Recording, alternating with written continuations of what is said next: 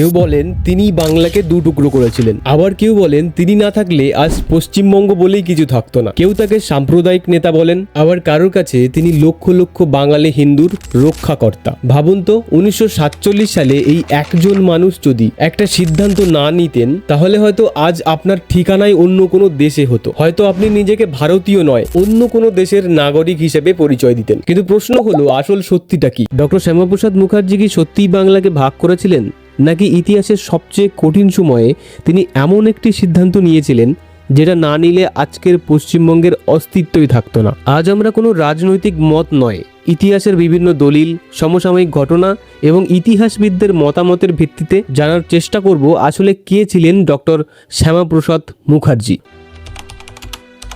1901 সালের 6 জুলাই কলকাতার এক শিক্ষিত পরিবারে জন্ম নেন শ্যামাপ্রসাদ মুখার্জি। তার বাবা ছিলেন বাংলার কিংবদন্তি শিক্ষাবিদ স্যার আশুতোষ মুখার্জি, যাকে আজও বাংলার বাঘ নামে মনে রাখা হয়। ছোটবেলা থেকেই অসাধারণ মেধাবী ছিলেন শ্যামাপ্রসাদ। মাত্র 33 বছর বয়সে তিনি কলকাতা বিশ্ববিদ্যালয়ের উপাচার্য হন। আজও এত কম বয়সে এই পদে বসার নজির খুবই বিরল। কিন্তু তার পরিচয় শুধু একজন শিক্ষাবিদ হিসেবেই সীমাবদ্ধ থাকেনি। খুব দ্রুতই তিনি রাজনীতিতে প্রবেশ করেন, আর সেখান থেকেই শুরু হয় ভারতের ইতিহাসের অন্যতম বিতর্কিত রাজনৈতিক অধ্যায়। কিন্তু মজার বিষয় হলো, আজ যাকে অনেকে হিন্দুত্ববাদের অন্যতম বড় মুখ বলে জানেন, তিনি কিন্তু শুরু থেকেই বাংলা ভাগের পক্ষে ছিলেন না। বরং একসময় তিনি চেয়েছিলেন হিন্দু মুসলিম একসঙ্গে অখণ্ড বাংলায় বসবাস করুক। এমনকি তিনি বাংলার তৎকালীন মুখ্যমন্ত্রী এ.কে. ফজলুল হকের সঙ্গে জোট বেঁধে সরকারও গঠন করেছিলেন। একজন হিন্দু মহাসভার নেতা, আরেকজন মুসলিম নেতৃত্বাধীন দলের প্রধান, দুজন একসঙ্গে সরকার চালাচ্ছেন। স্বাভাবিকভাবেই সেই সময় এই ঘটনা গোটা ভারতের রাজনীতিতে চমক সৃষ্টি করেছিল। কিন্তু প্রশ্ন হলো, যে মানুষ একসময় অখণ্ড বাংলার পক্ষে ছিলেন, মাত্র কয়েক বছরের মধ্যেই তিনি কেন বাংলা ভাগের সবচেয়ে বড় দাবিদার হয়ে উঠলেন? আসলে এমন কি ঘটেছিল যা তার চিন্তা ভাবনাই বদলে দিয়েছিল? সেটাই জানবো পার্ট 2-তে। 1930-এর দশক। ব্রিটিশরা তখন বুঝে গেছে শুধু শক্তি দিয়েই ভারতকে বেশি দিন শাসন করা যাবে না। তাই তারা বেছে নিল আরেকটি পথ, ডিভাইড অ্যান্ড রুল, অর্থাৎ মানুষকে ধর্মের ভিত্তিতে ভাগ করে শাসন করা। একদিকে হিন্দু, অন্যদিকে মুসলিম। ধীরে ধীরে দুই সম্প্রদায়ের মধ্যেকার অবিশ্বাস বাড়তে শুরু করলো। এরই মধ্যে 1933 সালে মুসলিম লীগের এলাহাবাদ অধিবেশনে প্রথমবার আলাদা মুসলিম রাষ্ট্রের ধারণা সামনে আসে। পরে 1940 সালের লাহোর প্রস্তাবে সেই দাবি আরও জোরালো হয়ে ওঠে। কিন্তু তখনও কংগ্রেসের অনেক বড় নেতারা মনে করতেন এগুলো শুধুমাত্র রাজনৈতিক চাপ সৃষ্টি করার কৌশল। তাদের বিশ্বাস ছিল শেষ পর্যন্ত দেশভাগ হবে না। কিন্তু শ্যামাপ্রসাদ মুখার্জি বিষয়টাকে অন্য চোখে দেখেছিলেন। তার মতে এটা শুধু রাজনৈতিক দাবি নয়, ভবিষ্যতের বড় সংকটের ইঙ্গিত। তবে একটা বিষয় অনেকেই জানেন না, আজ যাকে অনেকে কট্টর হিন্দুত্ববাদী নেতা বলে চেনেন, তিনি কিন্তু তখনও বাংলা ভাগের পক্ষে ছিলেন না। বরং তিনি চাইছিলেন অখণ্ড বাংলার মধ্যেই হিন্দু ও মুসলিমদের স্বার্থের একটা ভারসাম্য তৈরি হোক। আর এই কারণেই 1941 সালে তিনি বাংলার মুখ্যমন্ত্রী এ.কে. ফজলুল হকের সঙ্গে জোট গঠন করেন। এই জোটের নাম ছিল শ্যামা হক মন্ত্রিসভা। শ্যামাপ্রসাদ হলেন অর্থমন্ত্রী। এই সিদ্ধান্তে অনেকেই অবাক হয়েছিলেন। একজন হিন্দু মহাসভার নেতা কেন একজন মুসলিম নেতার সঙ্গে সরকার গড়লেন? অনেক সমালোচক বলেন এটা ছিল ক্ষমতার রাজনীতি। আবার অনেক ইতিহাসবিদদের মতে এর উদ্দেশ্য ছিল ভিন্ন। তাদের মতে শ্যামাপ্রসাদ বুঝতে পেরেছিলেন যদি ফজলুল হকের সরকার ভেঙে যায়, তাহলে বাংলার ক্ষমতা পুরোপুরি মুসলিম লীগের হাতে চলে যাবে, আর সেটা হলে বাংলার রাজনৈতিক ভারসাম্য আরও নষ্ট হবে। তাই বাইরে বসে বিরোধিতা করার বদলে সরকারের ভেতরে থেকেই পরিস্থিতি সামাল দেওয়ার চেষ্টা করেছিলেন তিনি। কিন্তু ইতিহাসের গতি খুব দ্রুত বদলাচ্ছিল। মাত্র কয়েক বছরের মধ্যেই বাংলার পরিস্থিতি এমন জায়গায় পৌঁছায় যেখানে সেই সমঝোতার রাজনীতি আর টিকিয়ে রাখা সম্ভব ছিল না। আর তারপর ঘটল এমন এক ঘটনা যেটা শুধু শ্যামাপ্রসাদের রাজনীতি নয়, বদলে দিল পুরো বাংলার ভবিষ্যৎ। 1946 সাল কলকাতার রাস্তায় শুরু হলো ভয়াবহ সাম্প্রদায়িক দাঙ্গা। ইতিহাস যেটাকে আজ গ্রেট ক্যালকাটা কিলিং নামে জানে। কিন্তু এটাই শেষ ছিল না। এরপর নোয়াখালীতে যা ঘটেছিল তা দেখে গোটা ভারত স্তব্ধ হয়ে গেছিল। আর ঠিক এই ঘটনাগুলোই শ্যামাপ্রসাদ মুখার্জির রাজনৈতিক জীবনের সবচেয়ে বড় টার্নিং পয়েন্ট হয়ে ওঠে। কিন্তু নোয়াখালী আর কলকাতার সেই দাঙ্গায় আসলে কি ঘটেছিল, আর কেন সেই ঘটনার পর শ্যামাপ্রসাদ বলেছিলেন বাংলাকে ভাগ করতেই হবে? 1946 সাল। ভারত তখন স্বাধীনতার একেবারে দোরগোড়ায়। কিন্তু স্বাধীনতার আনন্দের আগেই দেশ জুড়ে ছড়িয়ে পড়েছিল সাম্প্রদায়িক উত্তেজনা। এমন সময় মুসলিম লীগ ঘোষণা করল ডাইরেক্ট অ্যাকশন ডে। তাদের দাবি ছিল পাকিস্তান চাই। 16ই আগস্ট 1946 কলকাতা রাস্তায় শুরু হলো ভয়াবহ দাঙ্গা। মাত্র কয়েকদিনের মধ্যেই শহরটা যেন যুদ্ধক্ষেত্রে পরিণত হলো। হাজার হাজার মানুষ প্রাণ হারালেন, অসংখ্য পরিবার রাতারাতি নিঃস্ব হয়ে গেল। এর কিছুদিন পর সেই আগুন ছড়িয়ে পড়ল নোয়াখালীতেও। হত্যা, লুটপাট, অগ্নিসংযোগ, জোরপূর্বক ধর্মান্তরের অভিযোগ, পুরো বাংলা আতঙ্কে কাঁপতে শুরু করলো। আজও ইতিহাসবিদদের মতে এই ঘটনাগুলোর পরিসংখ্যান ও দায় নিয়ে বিতর্ক রয়েছে। তবে একটা বিষয় নিয়ে খুব কমই দ্বিমত আছে, এই দাঙ্গাগুলো বাংলার রাজনীতিকে আমূল বদলে দিয়েছিল। ঠিক এই সময়ে শ্যামাপ্রসাদ মুখার্জি বুঝতে শুরু করেন তিনি যে অখণ্ড বাংলার স্বপ্ন দেখেছিলেন বাস্তবে সেটা হয়তো আর সম্ভব নয়। তার আশঙ্কা ছিল যদি পুরো বাংলা একটি মুসলিম সংখ্যাগরিষ্ঠ রাষ্ট্রের অংশ হয় তাহলে সংখ্যালঘু হিন্দুদের নিরাপত্তা বড় প্রশ্নের মুখে পড়তে পারে। আর এখান থেকেই শুরু হয় তার রাজনৈতিক অবস্থানের সবচেয়ে বড় পরিবর্তন। কিন্তু ঘটনাগুলো এখানেই শেষ নয়। দাঙ্গার পর যখন মানুষ এখনও আতঙ্কে দিন কাটাচ্ছে, ঠিক তখনই সামনে এলো আরেকটি প্রস্তাব, স্বাধীন অখণ্ড বাংলা। এই প্রস্তাবের অন্যতম সমর্থকদের মধ্যে ছিলেন তৎকালীন বাংলার প্রধানমন্ত্রী হোসেন শহীদ সোহরাওয়ার্দী এবং কংগ্রেস নেতা শরৎচন্দ্র বসু। তাদের ধারণা ছিল বাংলা ভারত ও পাকিস্তান কোনোটির সঙ্গেই না থেকে একটি স্বাধীন রাষ্ট্র হিসেবে থাকতে পারে। শুনতে প্রস্তাবটা আকর্ষণীয় লাগলেও শ্যামাপ্রসাদ মুখার্জি এই পরিকল্পনার তীব্র বিরোধিতা করলেন। কিন্তু তিনি এমন কেন করলেন? কারণ তার আশঙ্কা ছিল সংখ্যাগরিষ্ঠতার ভিত্তিতে এই স্বাধীন বাংলা খুব দ্রুতই পাকিস্তানের প্রভাব বলয়ে চলে যেতে পারে। আর যদি সেটা হয় তাহলে বাংলার হিন্দুদের ভবিষ্যৎ আরও অনিশ্চিত হয়ে পড়বে।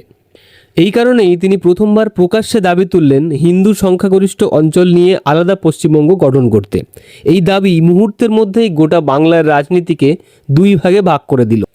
একদল বলল এটাই একমাত্র বাস্তবসম্মত সমাধান, অন্য দল বলল এতেই বাংলা চিরদিনের জন্য বিভক্ত হয়ে যাবে। কিন্তু শ্যামাপ্রসাদ কি শুধু বক্তৃতা দিয়ে থেমে গিয়েছিলেন? একেবারেই নয়। এরপর তিনি সরাসরি ব্রিটিশ প্রশাসন, কংগ্রেসের কেন্দ্রীয় নেতৃত্ব এবং মাউন্ট ব্যাটেনের সঙ্গে আলোচনায় নামলেন। আর সেই বৈঠকগুলিতেই ঠিক হতে শুরু করলো আজকের পশ্চিমবঙ্গের ভবিষ্যৎ।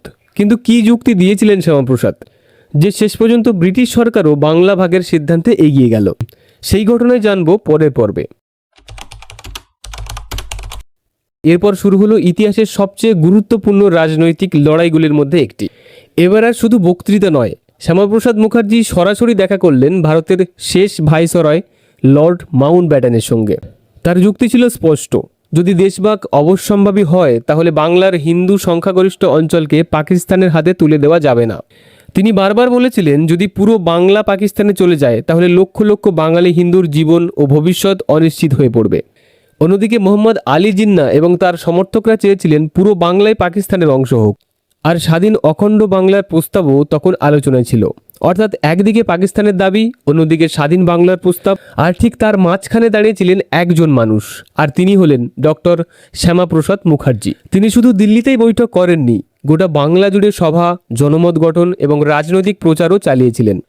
তার বক্তব্য ছিল যদি বাংলা ভাগ না হয় তাহলে পশ্চিমবাংলার হিন্দুদের নিরাপত্তা নিশ্চিত করা কঠিন হবে।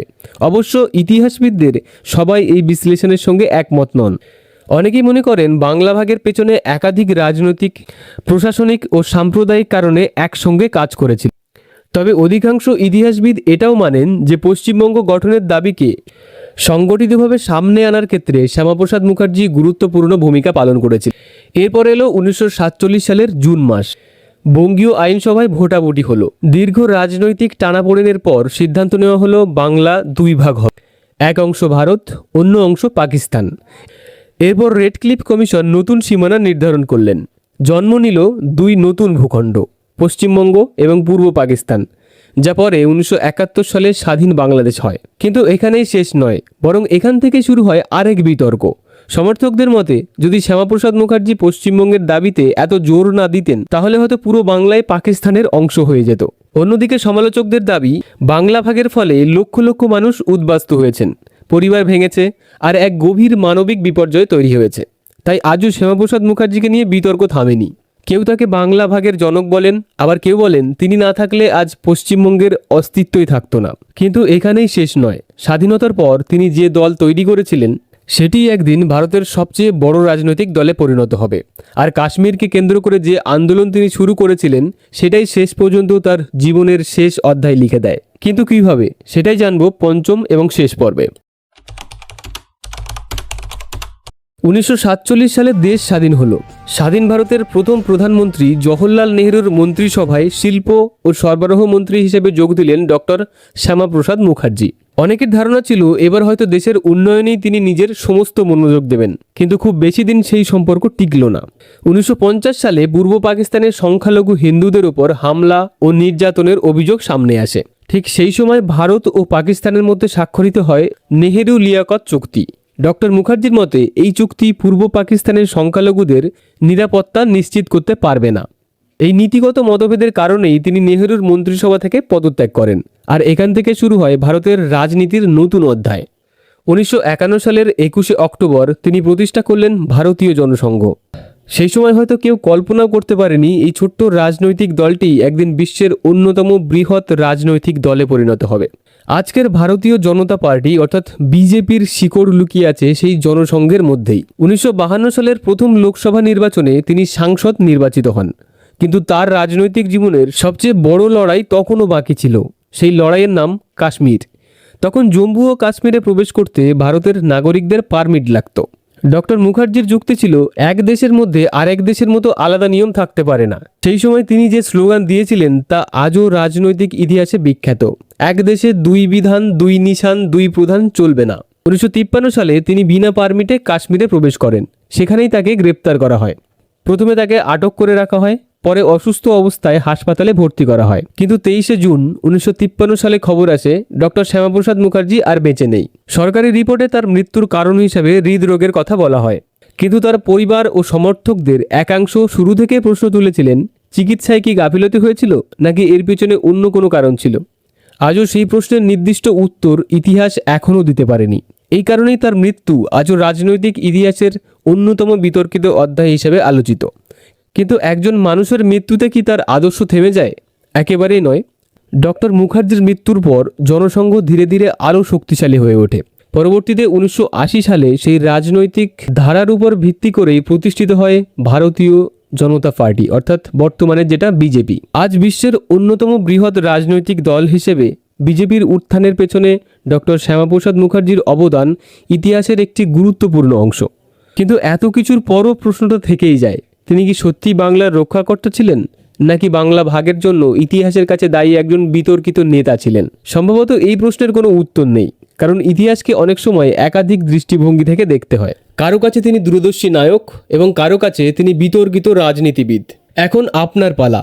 আপনার কি মনে হয়, ডক্টর শ্যামাপ্রসাদ মুখার্জি কি পশ্চিমবঙ্গ গঠনে ঐতিহাসিক ভূমিকা পালন করেছিলেন, নাকি তার সিদ্ধান্তই বাংলা বিভাজনের অন্যতম কারণ ছিল? আপনার মতামত অবশ্যই কমেন্টে জানাবেন এবং ভিডিওটি ভালো লাগলে সাবস্ক্রাইব করে রাখবেন এবং এই অজানা ইতিহাসকে যত পারেন শেয়ার করে রাখবেন। Thanks for watching.